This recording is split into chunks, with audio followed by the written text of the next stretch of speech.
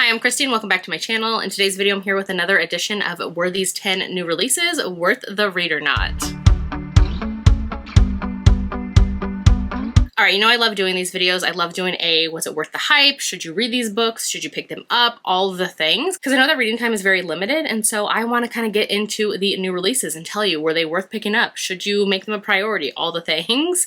Of course, these are my own opinions. I love staying up on new releases, and so let's get into it. I will let you know, like, yes, no, maybe, if I enjoyed the books or not, and why I think maybe people should pick them up or not as well as like a little blurb I'll tell you about the books as well. So if you want to see more of this, I will link the playlist down below because I do these a lot. Check in with new releases and let you know if they were worth the read or not, as well as I did a recent fall edition one. So all the books like that were coming out in fall on my fall TBR, I had one for those as well. So I'll link that one below. Like I mentioned, I'm just going to briefly talk about all of these. So if you want all my thoughts, my full reviews, I do review every book that I read, and you can always get to my Goodreads, which is linked below in the description of the video. I'm also going to link every book that I talk about. So if you want to go check out the books for yourself, grab them. Their book titles, author names are all linked below for you as well. So let's get into it. First up is Every Step She Takes by Alison Cochrane. So this one I'm going to say maybe to a yes. I actually really enjoyed this one, but I feel like you have to enjoy the kind of setup for the book to enjoy it. So this is a new sapphic romance release from this author. I love this author's writing. Their books always work for me. And this one I really enjoyed, but you definitely have to enjoy that kind of like traveling and finding yourself kind of adventurous book, because that's kind of what this is,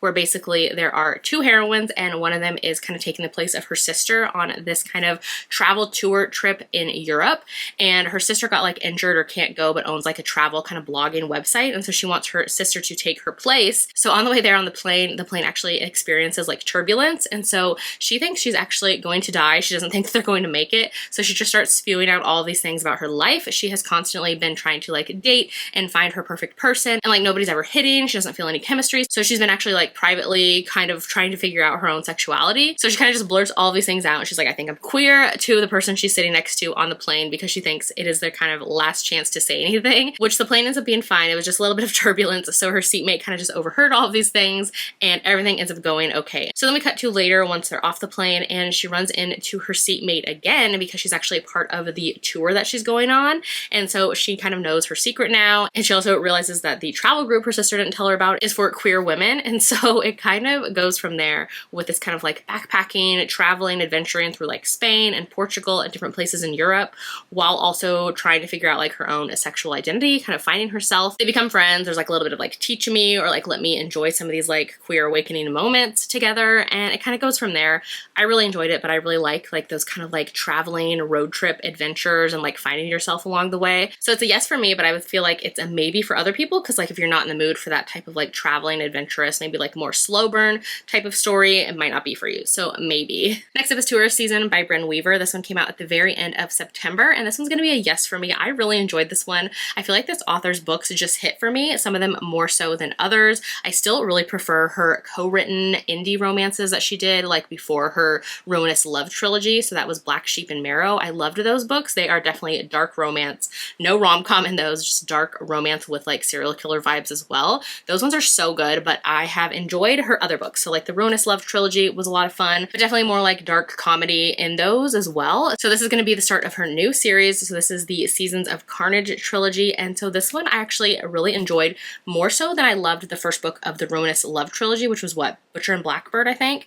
And so this one I enjoyed even more. I feel like this author's writing is just so much fun. You definitely have to be in the mood for just this kind of like fun, rompy, like tons of serial killers in a small town type of adventure. The heroine in here is a landscaper who is also looking after somebody who has Alzheimer's or dementia, one of the two. And so he is actually a former serial killer, so he's kind of like retired now because he can't remember where he leaves things, including like bodies. So she has kind of like helped him up, cleaned up some of his processes along the way. This town is actually called like Cape Carnage, and there's a lot of like dead bodies around, and so it's kind of become this like tourist destination for reasons, and the hero in here is in town for the tourist season for a specific reason. Like he is there to find the heroine for reasons, and it kind of goes from there, and you see his story, her story, lots of serial killers involved. And this one I just had a lot of fun with. I loved the characters. The audiobook was a lot of fun, and I feel like in here there are some twists and turns that come. I could see them kind of early on into the story, but I wasn't mad about it. Like I still had a good time, so I enjoyed this one. I would say yes. So it's the start of a new series, and I feel like if you enjoy this author, or maybe you didn't in the past, I feel like this this is better than her previous trilogy, so maybe check it out. Next is Crazy in Love by Laura Pavlov. This is book 4 in her Rosewood River series. So this is her current small town series she's been writing in,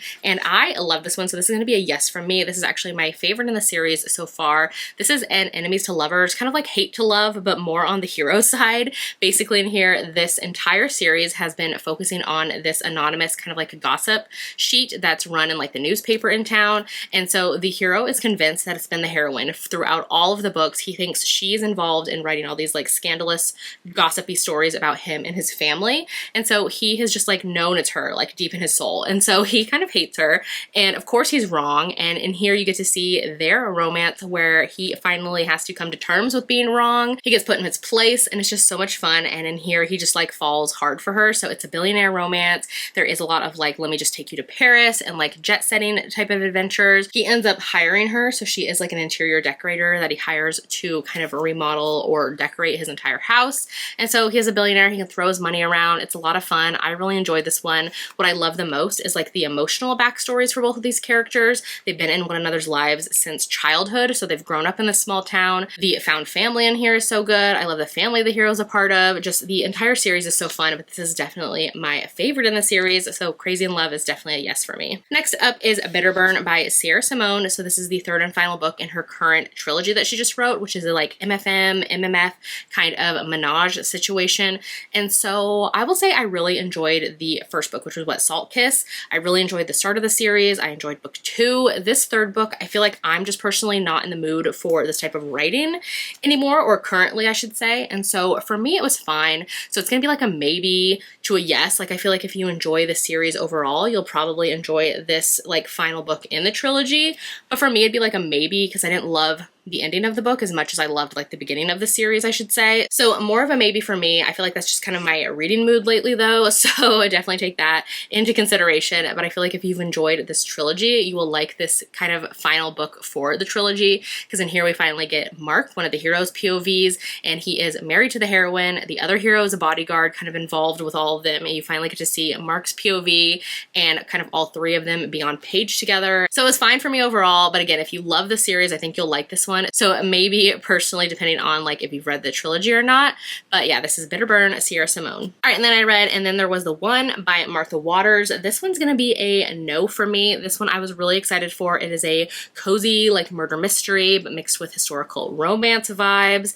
And this sadly was just like a miss for me overall. I've read better cozy mystery this fall that I enjoyed more. So for me, it was really disappointing. I have read this author in the past. I read her historical romances, and those ones were fun at the time. And I feel like her writing in here just wasn't for me. The story was really boring. Basically in here, it's like a historical romance set in England in the 1930s, where the heroine has kind of solved a bunch of murders in her town, like 4 in the past year. So there's a new dead body that shows up. The heroine's convinced it's a murder and the police in town are not. So she decides to kind of hire out or reach out to a local like super popular detective to come to her small town and try to solve the case together. And instead the detective sends his like right-hand man, which is the hero. And so at first the heroine's kind of annoyed, but then her and the hero kind of have a romance. I was just not interested in the murder mystery, the romance, the characters. I thought this one was honestly kind of boring, which I was super sad about because I was very excited for it. So this one's a no for me. Next is Secret Haven by Catherine Cowles. This one's an absolute yes for me. This is the shirt that I'm wearing today is from this PR box as well.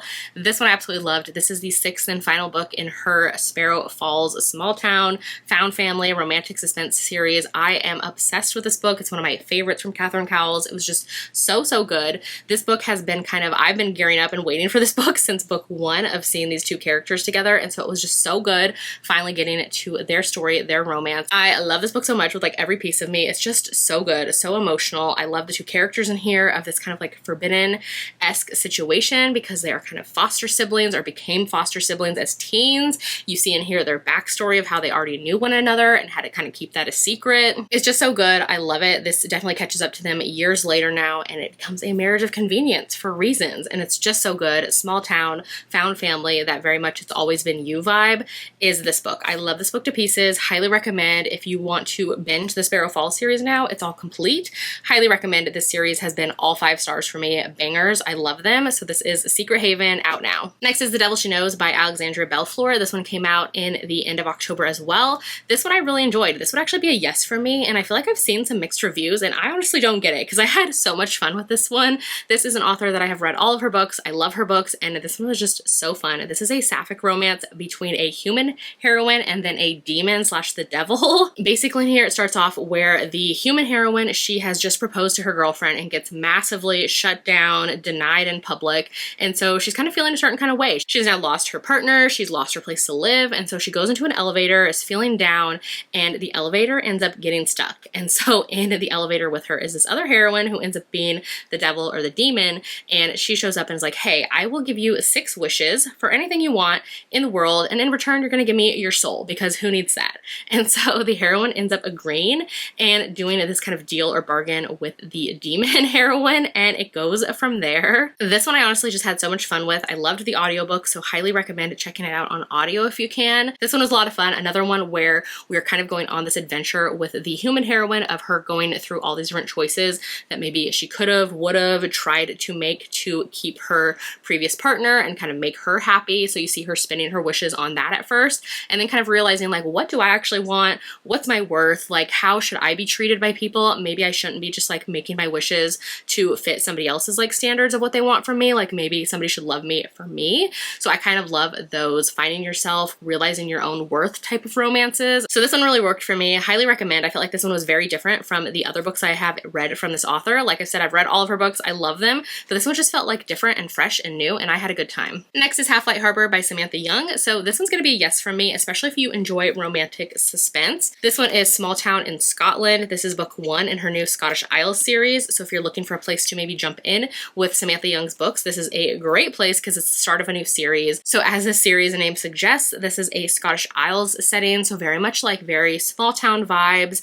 and basically in here the heroine is an American, and so she has been going through some emotional things, and she kind of turns down her family's, like they own a bunch of hotels, kind of an empire, and so she turns that down and she decides to move to Scotland and kind of renovate and open up this like very small B&B there. And when she gets there, she runs into the hero. He is grumpy, he's older, he has some secrets and past of his own, and he's very much like a broody, grumpy hero, and it becomes their romance, and it is just so good. I loved in here, he's like a grumpy contractor, and he just kind of like spends time with his band, and he has a dog, and all of those things kind of keeps to himself, and the heroine shows up and kind of like immediately gets under his skin because she is on his property when the tide comes in and she can't get off the island, and it kind of goes from there. I love this author's Scottish setting. She lives in Scotland, or she's from Scotland, and so it definitely like makes you feel like you're there. I love her audiobooks. They're just so good. This is the start of a new series, so we get introduced to a bunch of new characters, which I'm very invested in already, and I had a good time. I will say the romantic suspense elements wasn't my all-time favorite from her, but overall I had a good time. I liked the age gap. I loved the connection between the hero and the heroine. There's some emotional elements, which I feel like I really need in romances. It definitely gets spicy, steamy in here with them kind of trying some things. It's just so much fun. Highly recommend. All right, then we have My Dark Ever After by Gianna Darling. So this is the second book. It just came out the very end of October, and this is the second book part of the duet. The first book was like My Dark Fairy Tale, I want to say. I did not like this book. So the first book I enjoyed back in the spring when it came out, and I feel like either the time between that one coming out and this one coming out, like I lost interest, or maybe if I read that one now I wouldn't like it, or maybe like I just read the first one at the right time.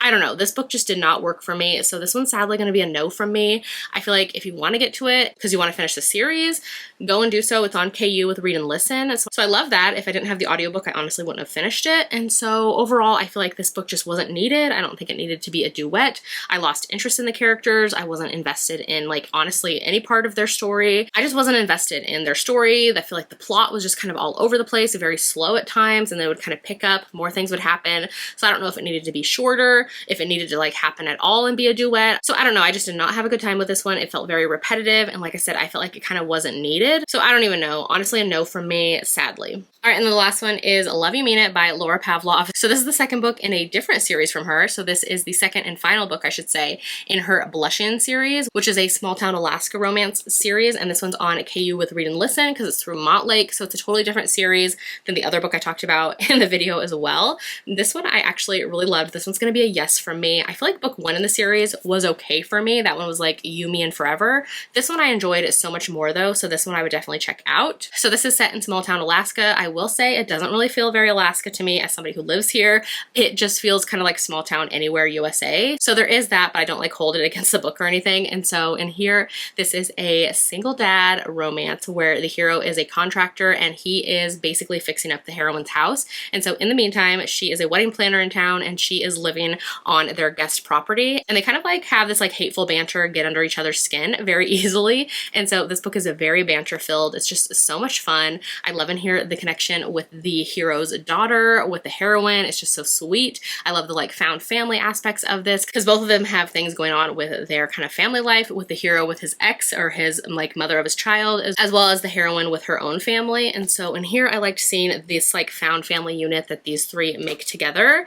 Overall, I had a good time with this one. It turns very quickly into this like I hate you, but also like I kind of want you situation. So they kind of jump into this no strings attached situation, which of course is going to lead to more. I had fun with this one. Highly recommend. It's on KU Read and Listen, so definitely go grab it. All right, so those are the 10 new releases that I have recently read, and if I think they're worth the hype or not, or if you should get to them or not. Like I mentioned, I have linked all of them below, so if you want to go grab any, they're all linked below for you to go check out. And I have a playlist of other new releases that I have talked about as well to let you know if those were worth the read or not. So hopefully you enjoyed this. I actually have one coming out soon, which is going to be all about holiday Christmas romances because I've already read so many, have read so many arcs of them. So I'll be doing that video in another week, maybe 2 weeks, to let you know about those ones, and I can't wait. So hopefully you enjoyed. Let me know if you're going to pick up any of these books, if you've read any of these books, if you had any like similar thoughts to me or not. I would love to know. If you're going to check out any of these, let me know that too. And if you'd rather leave me an emoji in today's comments to let me know that you watched this video, leave me like a blue heart. All these books are very blue, so leave me a blue heart in the comments. And if you haven't done so yet, make sure to like and subscribe so you don't miss out on any of my future videos, and I'll see you in my next one. Bye!